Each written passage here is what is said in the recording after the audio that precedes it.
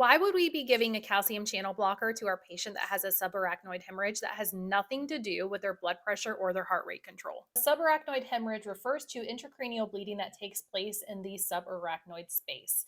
And the name kind of gives that away. It's the space between the pia mater and the arachnoid mater. The majority of subarachnoid hemorrhages are going to be a non traumatic intracranial aneurysm rupture. This is going to be those patients that come in through the emergency department with a sudden worst headache of their life, 10 out of 10, worst thing they've ever experienced. The severity and the cause of the bleed will impact how these patients are going to be managed initially, but all of these patients are going to be at a risk of having some complications. Some of those complications are going to include hyponatremia, hydrocephalus, increased intracranial pressures, seizures, vasospasms, and rebleeding. A standard of care for patients with a subarachnoid hemorrhage is going to be the administration of nimodipine. Nimodipine has been shown to improve outcomes in patients that have a subarachnoid hemorrhage, but it's not really clear as to how it actually helps these patients. It's thought to prevent vasospasms. However, there isn't really strong evidence that shows that it impacts the incidence of angiographic vasospasms or symptomatic vasospasms. Could possibly dilate those small vessels that are not going to be seen on an angiogram.